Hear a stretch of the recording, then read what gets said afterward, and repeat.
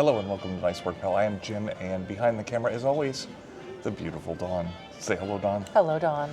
And today we're here to discuss DVC. We love coming to DVC resorts, and we are DVC members. Maybe you're wondering what it's all about. Well, we're going to give you a list of our frequently asked questions, and we're going to give you our frequent answers. Let's go.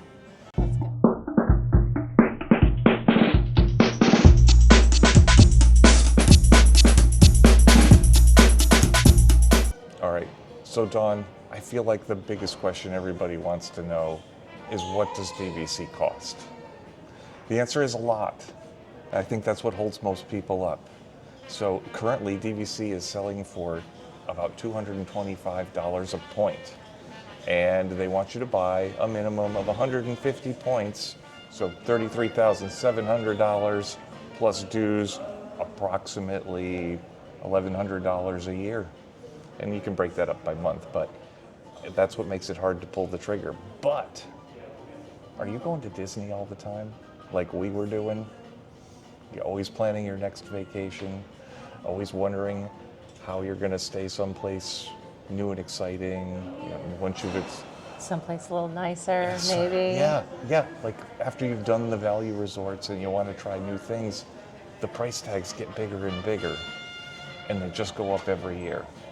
It's a math problem, I think. Once you realize what it's going to cost you to keep coming here, you'll see it. It's a good deal. So what do you get with DVC? After you paid for it, you get a pile of points. Let's just say you bought the 150 points. You get that 150 points every year for 50 years. And you can use it towards DVC resorts. Every resort room night has a point value assigned to it. So if you're going to stay someplace for a week, you might have to spend 100 points. It depends on, the time you go. Like it's more expensive to go around Christmas time, or at really any holiday. It's date-based and also resort-based. So you need a chart. There's a chart for every DVC resort that shows the different seasons and what it costs on a Monday in September, or what it costs for the week at Christmas. You can look it up. And that's how you spend your points. The point range can vary a lot. You can spend, less than 60 points for a week in a small room at one resort, or at a different time of year, you might have to spend 300 points. Didn't we spend like 11 points on one night at the Animal Kingdom Lodge one time? We did. We found a room one night. We just needed one night because we were filling in a vacation, and we had a night with no room. And yeah, it was 11 points. That being said, a room at Grand Floridian is a lot more, and a bigger room is more. The rooms come in different sizes. There's the studios, which are kind of like a regular room, studio deluxe, they call them. There's 1-bedroom villas, 2-bedroom villas, 3-bedroom villas. There's specialty bungalows and tree houses. There's all kinds of great places to stay, but the bigger it is, the more points it is. All right, you're considering buying DVC. How do you do it? Well, they'll sell it to you. It's not hard to find someone to sell it to you. You've probably seen the DVC booths all over the theme parks and in the hotels. Dawn, how would you say the sales process was, though? Very easily, seamless. I think a lot of people fear the traditional timeshare pitch, rightfully so. Rightfully, because we've done others. We've done others, and yeah, scary. It's crazy scary. Scary. Like super high pressure, they are relentless. I'm not worried about Disney DVC at all. If I needed to sell my contracts tomorrow, I could. Yeah, you're not just like that. You're not penned in, and that leads to our next question. Like, first and foremost, I never felt super pressured to say yes. Like, they were perfectly comfortable if I wasn't comfortable. But once we have bought it, the one thing I don't worry about is, what if I change my mind? Because they're kind of easy to sell too. They hold their value really well, and there's a big resale market out there for these Disney DVCs. They get good money. I remember looking at ours a couple years after we bought it, and we could have sold it for the same money we put into it. It was crazy. Used it and Yeah, then resold used it for and what then we paid resold for it it. for the same amount because the value of the rooms keeps going up. At the time you're buying it, it seems like a lot of money. Like you're paying way too much for it. But if you think about inflation and how things go up every single year, your points will never change. Yeah. You will always have those points. Yeah. So, when the Grand Floridian is $2,000 a night in 10 years, because I hate to think that Yeah. that's going to happen, but it could, you still have the same points. A 20-point room today will still be a 20-point room in 50 years. The points will never change. Right, just the value of them does. Yeah. Yeah, so it's a way to hold the value for years worth of vacations. There are places you can sell your DVC if you absolutely have to get out. That being said, it's also a place where you can buy somebody else's used DVC. Pros and cons. The pros being, of course, it sometimes costs less to get a resale DVC. The cons are it's partially used. So if it's a 50-year contract and somebody's used it for 5 years and then resells it, it's only good for 45 more years, which is still a lot. The other issue is that there's a lot of extra perks that go with being a DVC member that are only for DVC members that bought a minimum number of points direct. That's where that 150 comes from. And if you bought less than 150, or if you bought resale, you're gonna miss out on a lot of the perks. And the perks are nice. What are the perks? The perks are discounts on all merchandise, discounts on a lot of sit-down restaurants, Moonlight Magic nights where they let you into the park in the evening for just DVC members and give you special treats and stuff. There's all kinds of discounts on this or that, and there's lounges. There's the lounge in Epcot inside the Imagination Pavilion. There's a lounge on the top of Bay Lake Tower that overlooks the Magic Kingdom. And these are exclusive locations for DVC members that have available perks.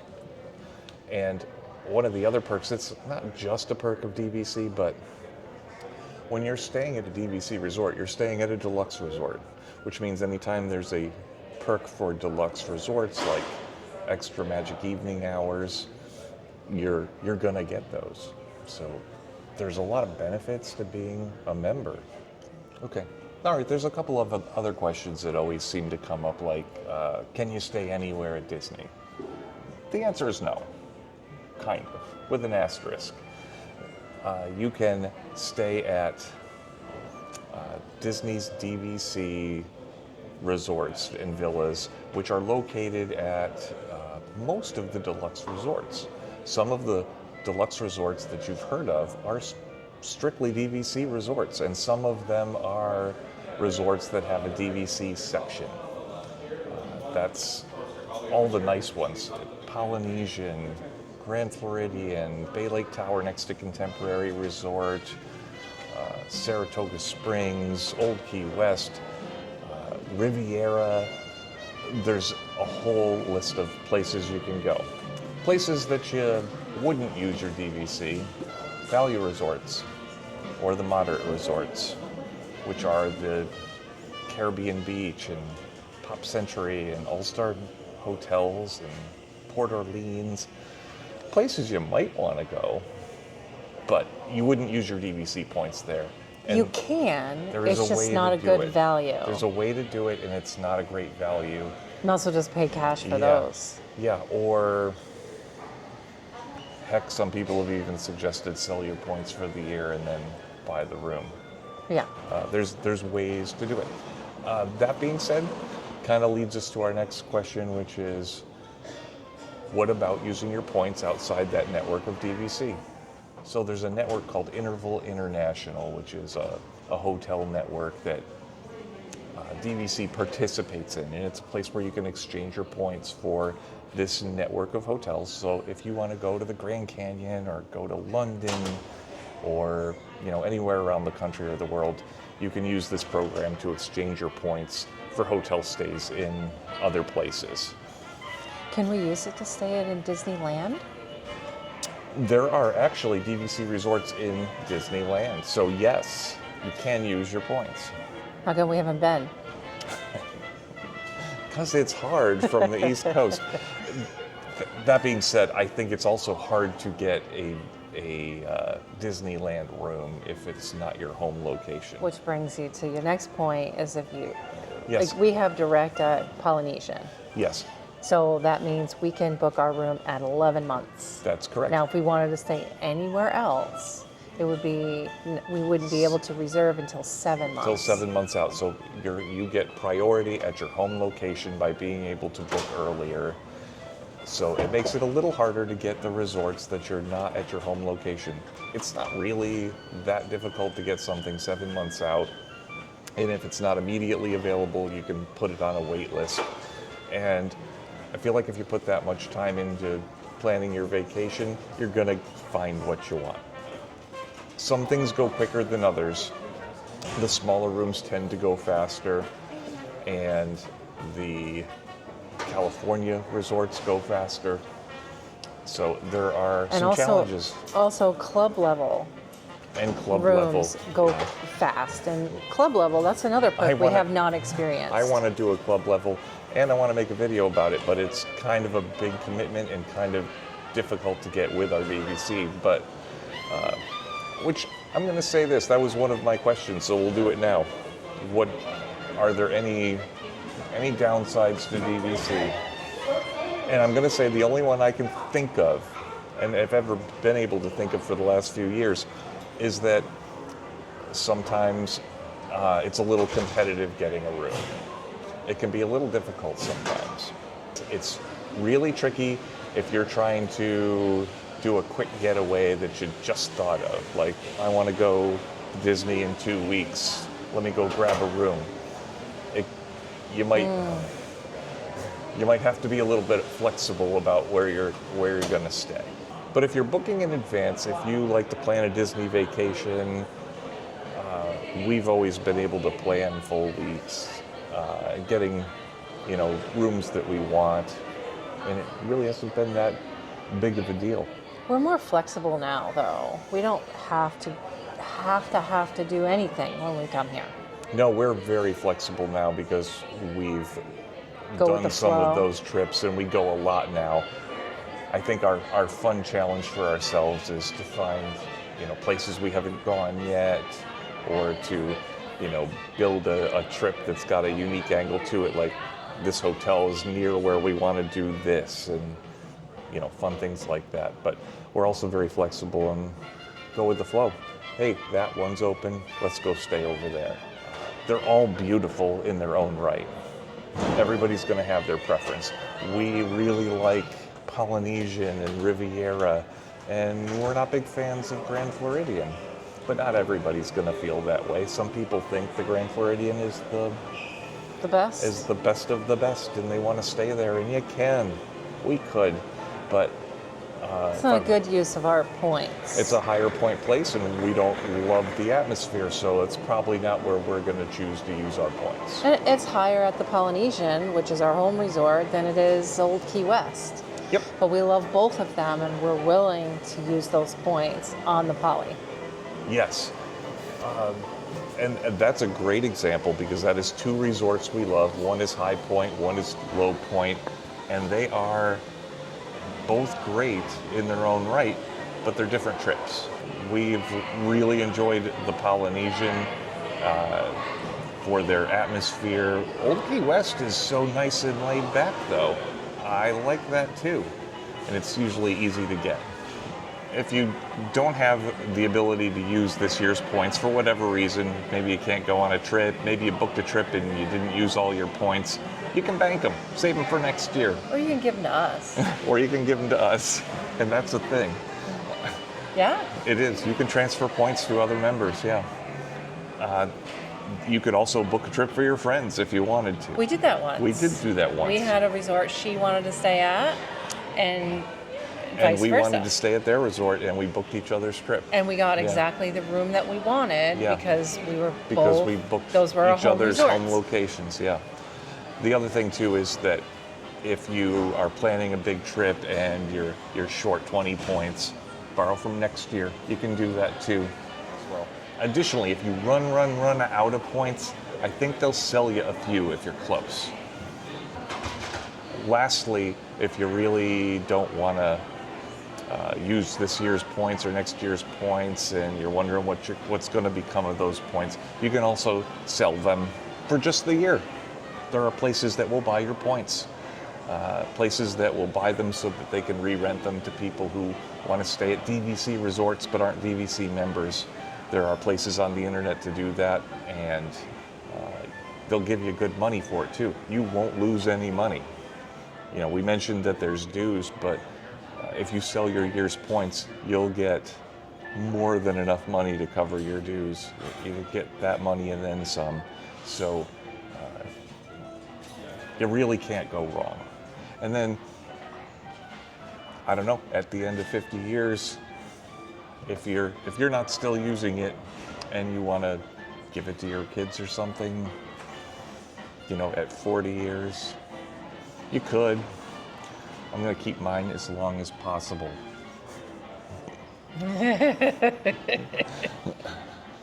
But it is something that you can transfer ownership of down the road if you want to. I think we've covered most of the topics. I'm sure there's a lot more questions, but yeah, that's the gist. Those are the questions people tend to ask us about. That's the gist of how it works. If you have any questions about how it works or any questions, you know, about our experiences with it, you know, feel free to comment and ask us. We do have one regret. Which is? Just one. Everybody asks us this. What's your one regret? What is our one regret? That we didn't buy sooner.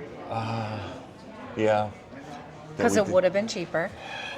Yes, it would have been cheaper. Those vacations would have been included. Like, we fought hard about DVC for a couple of years. Yeah, it was a couple years. But guess what we did during those 2 years? We went on Disney vacations and spent even more money. A lot more money. money. And then the price was higher. And it wasn't even a deluxe resort. They were moderates and values. Yeah. So that adds up. Yeah, and that's what it took for us to realize that we were just wasting our time and money sitting back thinking about this. We were always going to be coming to Disney. It's painful to pull the trigger on that first purchase, but there aren't many people who regret it. Look around online. Most of the DVC members are super happy they did it and end up buying more. Yeah, we bought more. We bought more. We bought a lot more. Yeah.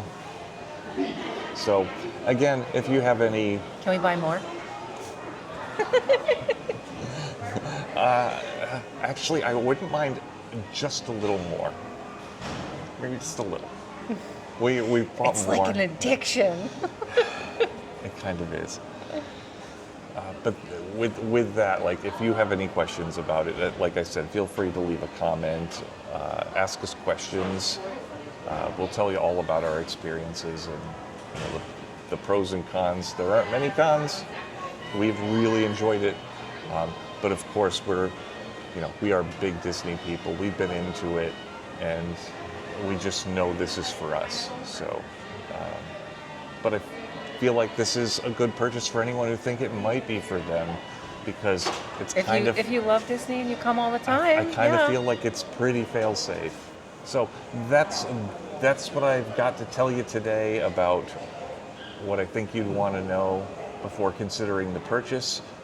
But if there's more questions, let us know. Enjoy your Disney adventures. Consider DVC. And Dawn, how'd I do today? Nice work, pal.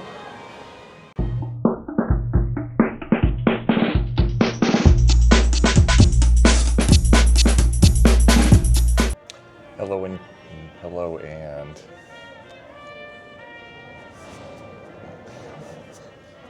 Sometimes okay? the words just get stuck on your tongue. Okay?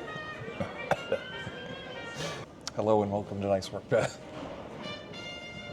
There's the